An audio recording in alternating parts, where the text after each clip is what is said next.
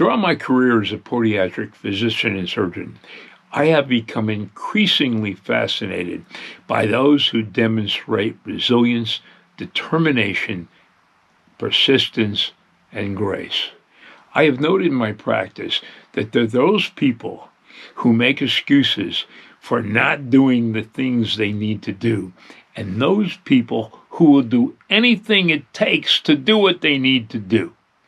I've noticed people who survive trauma or diseases like cancer have a never give up attitude and always resist feeling and being controlled by their environment and circumstances. What is it that gives people the ability to attain these qualities in this mindset? Well, I am on a constant quest to answer these questions.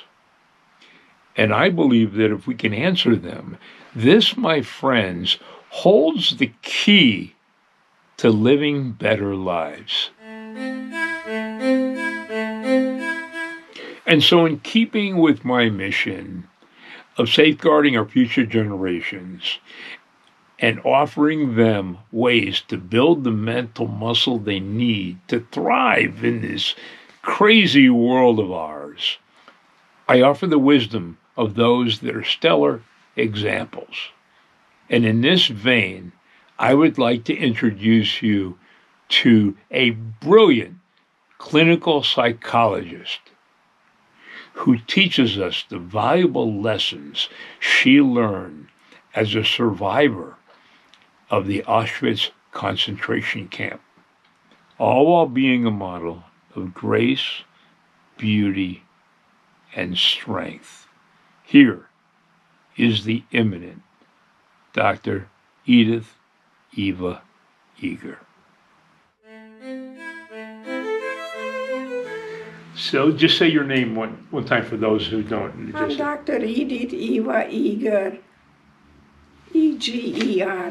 Okay, good. There is a city in Hungary, there is a river in Germany by Eger.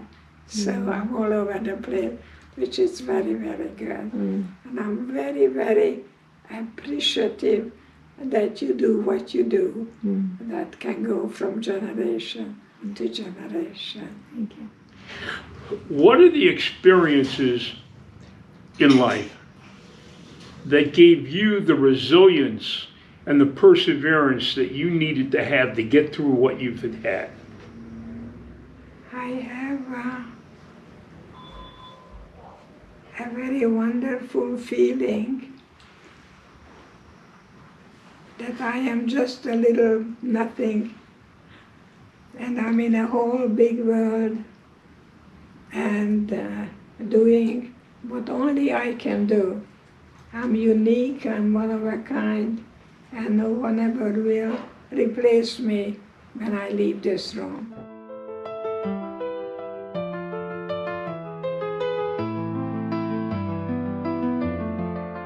How important is your job in attending to your purpose in life? I don't have a job. I think I have a calling that I came here to be a guide to people from victimization to empowerment.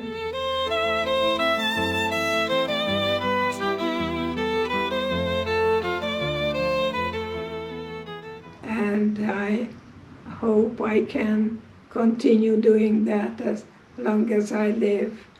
And I'm very happy to be a young 96-year-old, and I don't really like to talk about numbers because the numbers don't matter. It's your attitude that really is most important.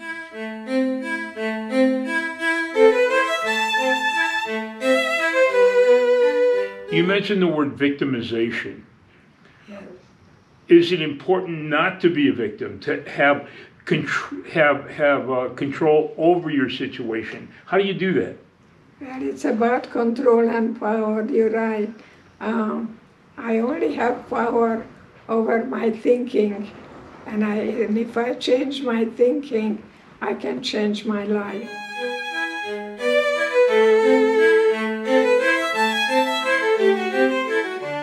And that's what I have done in Auschwitz. I actually prayed for the Nazis so I could make it little by little, hour by hour, day by day.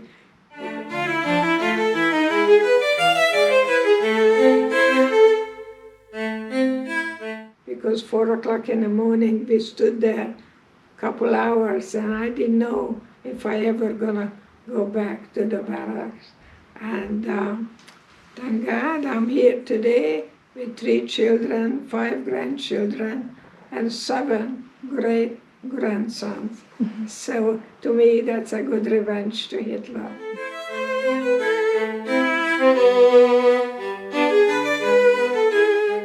When you talk to the average person on the street, or even my patients who don't have the perseverance to do something healthy or whatever, how do you get somebody to think? You said you have to think.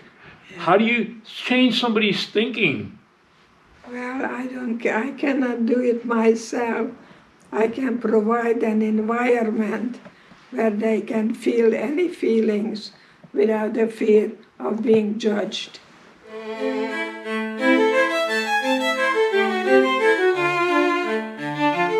We're undergoing a lot of changes in our world. And the young people have different attitudes, different ethic, different values. I read a study, I'm doing a paper right now on doctor-patient relationship.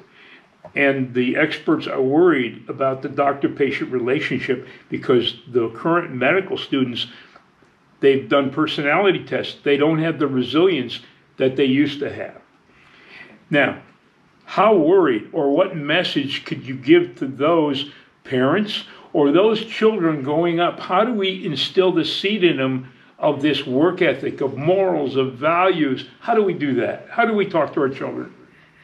Children don't like to be preached at or do anything but be good, compassionate listeners.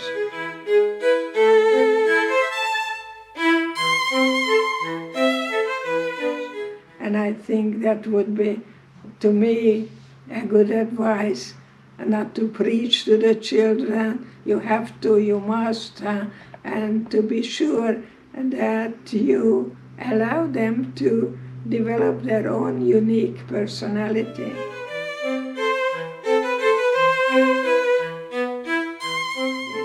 And I hope that I'm the one who God has chosen for me to be a compassionate listener.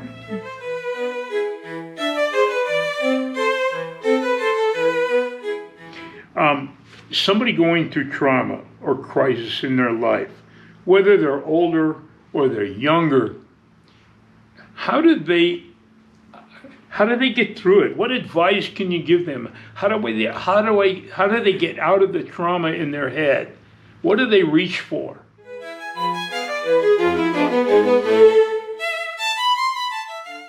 And so I am always ready to climb that mountain. You know, I have yet to arrive. I'm still climbing.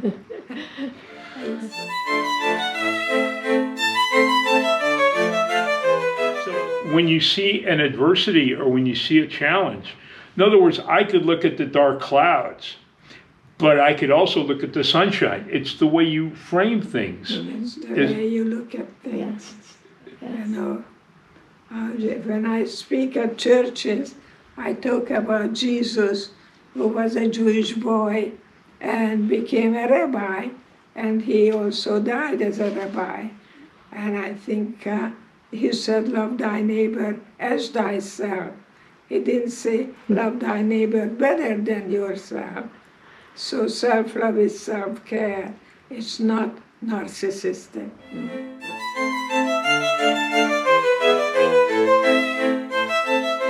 How do we have kids that are in trouble. How do we take the little kids and instill personality traits that give them resilience to trauma, and to give them this attitude of looking at the bright side of things. How do we do that? You want your children to respect you, that you don't say one thing and do another. Let's see that the phone rings and your son looks at you and says, "Dad, it's for you." And you say to the son, "Tell him I'm not here." And the following week, you're lecturing on never lying, that you say one thing and you do another. That's a hypocrite. Right. So you want to be sure that you are respected. So, And not who you are, not what you do, but how you live each moment, and not using anyone. It's just for your entertainment. so be transparent with your children. Well, create an atmosphere that the children can feel any feelings without the fear of being judged. Ah.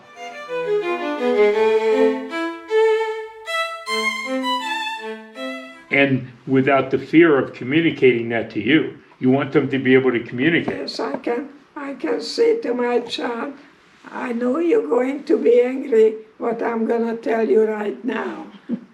I kind of create the atmosphere, you know.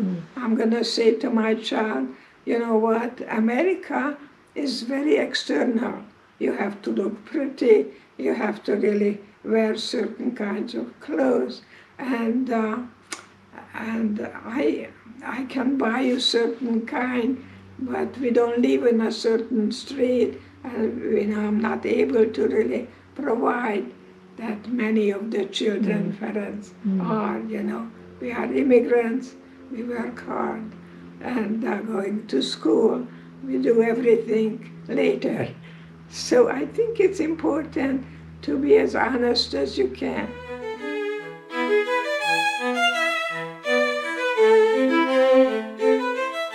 And tell the child, I wish I could perhaps send you to the best universities, and I'm hoping that you study hard to get a scholarship, because that's what I did.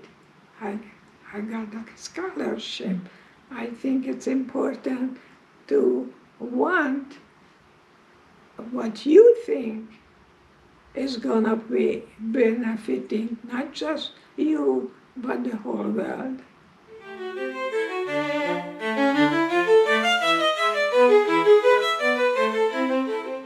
So when your children see their parents in a certain way, Yes. they're modeling them, whether it be to find meaning in a situation or whether to look at life in a certain way, seeking always pleasure first. They're modeling their parents. They learn this attitude from their parents.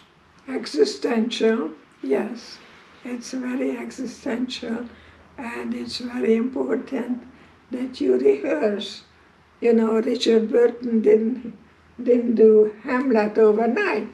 You rehearse and ask for feedback. How would that, if I were you, how would I not react but to respond?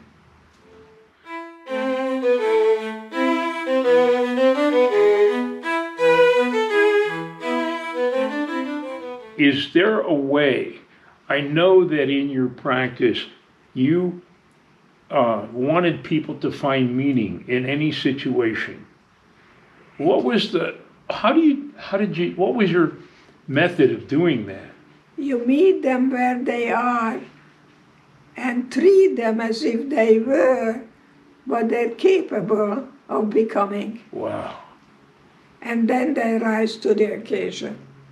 Wow.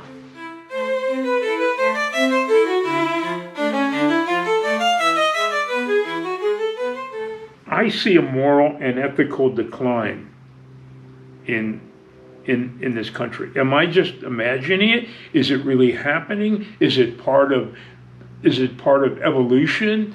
How do you look at the times right now? And are you optimistic or pessimistic? I am hopefully realistic and look at life as one day, that morning sunshine may or may not come back. I don't spend time questioning everything. I just one day at a time is fine.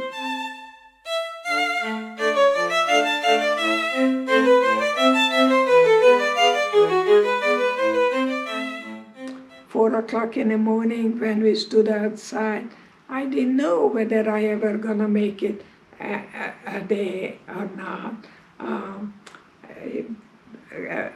I walked out of Auschwitz in the middle of the night. Many times I wondered, how did I get out of Auschwitz? People go there to die. And I walked out because there is something we call God, and that kind of a power has kept me going, that there is something still waiting for me, and I'm living it now.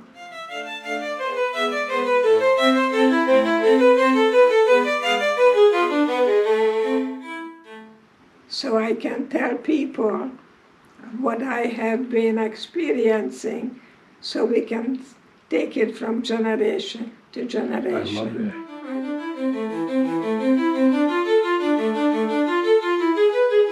I don't drink, I don't smoke. You know, many people do that, a lot of it. I am hoping to be a good role model, and so I can only be who I am. I'd like to be a good role model to people, especially women my age, that it's good to live today, but also good to think young, but not young and foolish.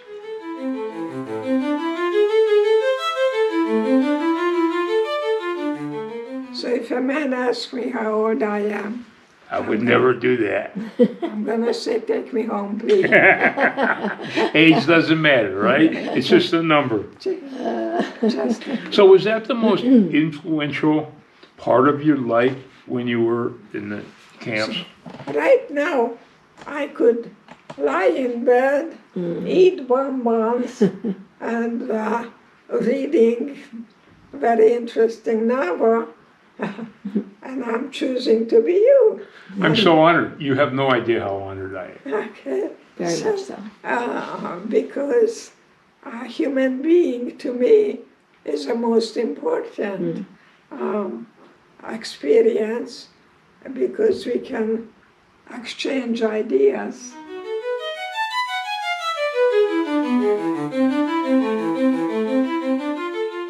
And not to be too romantic and not overdo anything. I think love, the definition of love is the ability to let go. I'm not gonna draw. Oh, yeah, go ahead, let go. Yeah. Oops. That's okay. To let go. To letting go. Let go. Letting go of the need for other people's approval.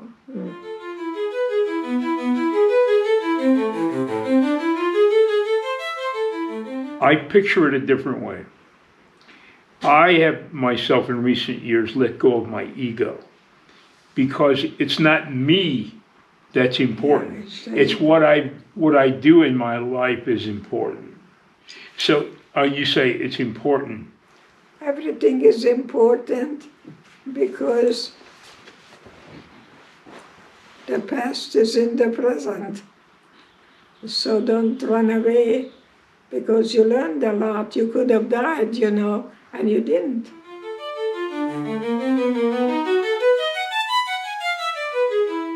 It's easier to die than to live. And I know I was suicidal, but I never really did anything about it, because I knew that I will make it.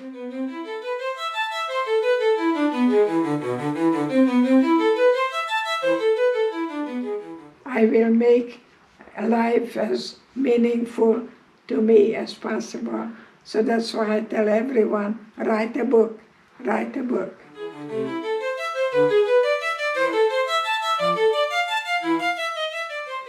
So if you want it bad enough, Yeah, it's possible. You can make it happen. absolutely. You prioritize. You prioritize. You don't eat too much. You don't really mess with alcohol, and your body talks to you, and the body never lies.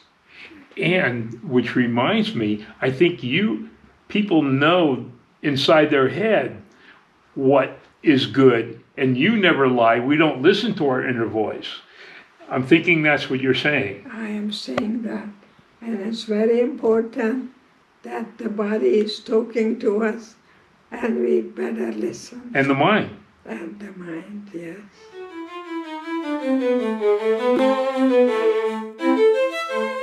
How important is family? A nuclear family. How important is a family structure in someone's life? There are so many people without families, kids living alone, kids without structure. How important is that family structure? Well, we have a tendency to live what we lived. I think it's up for us to change and be a better listener and make dates. Children would say, yeah, Daddy, Tuesday 4 o'clock is my time, remember that? That there is no freedom without responsibility. The ability to respond is very important.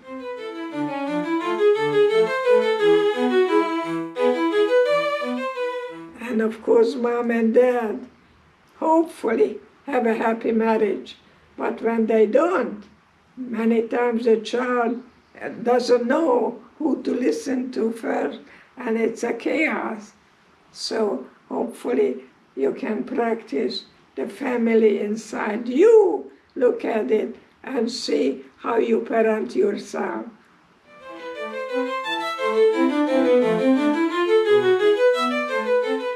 That you don't go to the bar and start drinking and coming home drunk. We used to say at home, the shikar is a goy. The shikar is a goy. The drunk is a Gentile. Jews don't drink. So many things that I know that my father would go to the butcher and buy ham and bring it home and put it on newspaper and stuff things in my mouth. Things like that. And my mom, of course, didn't want him to do that. So my mom was a great maker of a challah. She made a wonderful challah.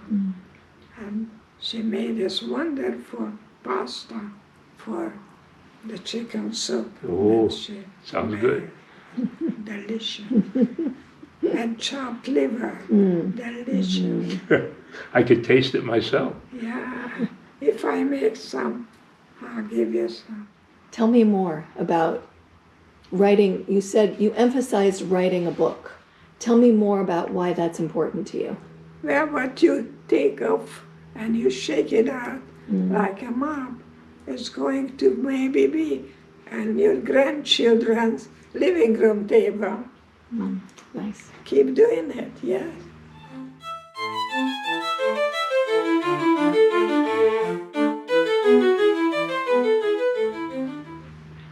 That's why I'm doing this, so my grandchildren, figuratively my grandchildren, the next generation can learn something from people like you. And I don't have as much wisdom, but I like to bring the wisdom to the next generation. No one can replace you. When you leave this room, no one can replace you.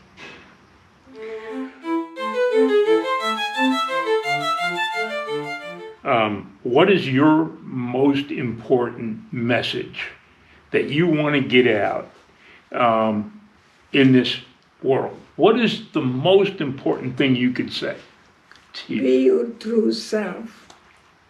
Don't try to be like anybody else. But I may want to be like Mrs. Roosevelt. It's okay, I think. You look at someone and say, you know, I will be like her. I would never be jealous or possessive, you know, and I think it's good to write down your self-talk, and it may turn into a bestseller. Does any of your message, any of your wisdom come from Judaism? My father was in Russia as a prisoner, and he never really was a big Jew.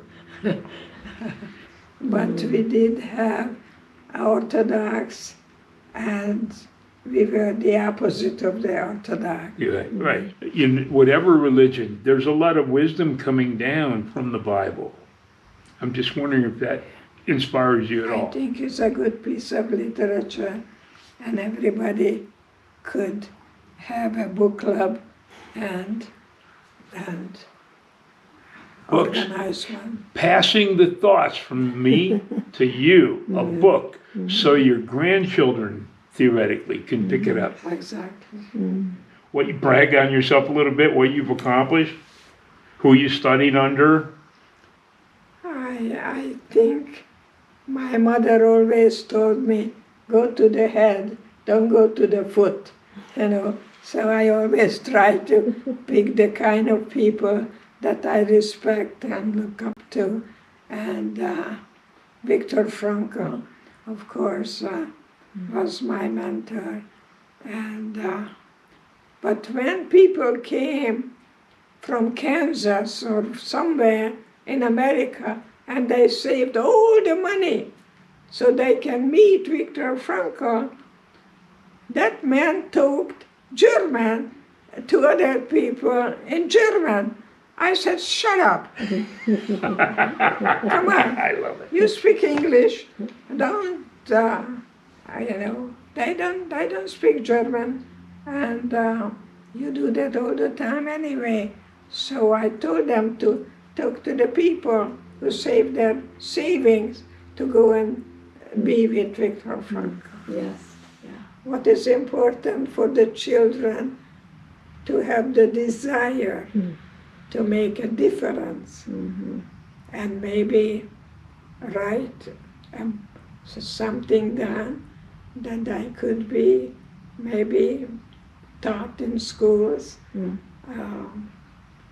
I think we respect the young people, hopefully, more than it would be nice for us to really listen to kids and listen and repeat what we're hearing so they would talk more rather than coming home from school and heading to their room and passing you by. Yeah. I get rid of I should have, I could have. Well, you did already, so forgive yourself. Start something different. You learn from history. I never forget what happened. I don't use the word overcome. I didn't overcome anything, but I came to terms with it. I don't live in Auschwitz.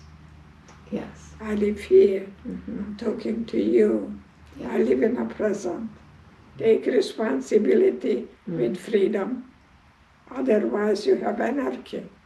Freedom without responsibility. I have one more question. Is there any advantage to suffering when we go through suffering? Is there any advantage that we can say, well, I'm learning something? What advantage do we have of suffering? Because we made it. We could have died. It's much easier to die than to live.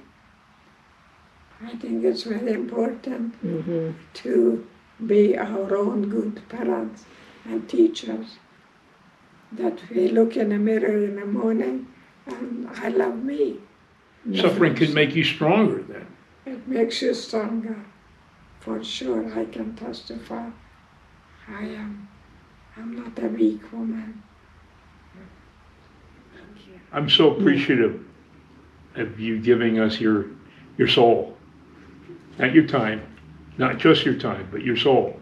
And I mean, like you say, you could be eating bonbons, but here you are trying to help us get the word out about what's important in life and how to keep people focused on what's important. And I love you to death.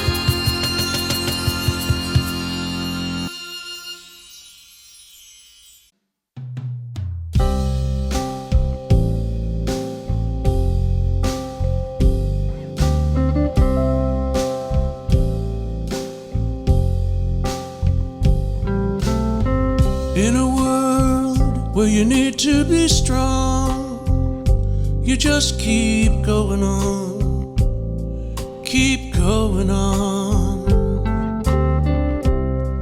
You can do no wrong when you sing this song, sing this song. You can choose to see the dark clouds looming above, or watch sparkling sunshine through your love. The way you see it through is always up to you. If it is to be, it's up to me no matter what.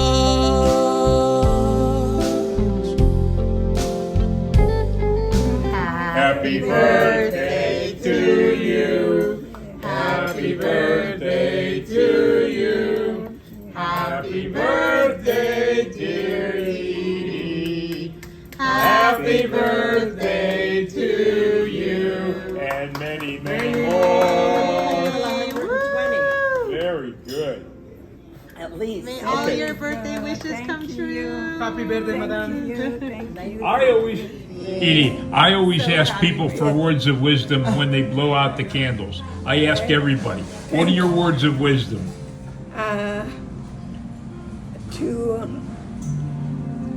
To be very satisfied in the deathbed, that you didn't ask the world what they can give to you, but what you have given to the world. Oh, wow.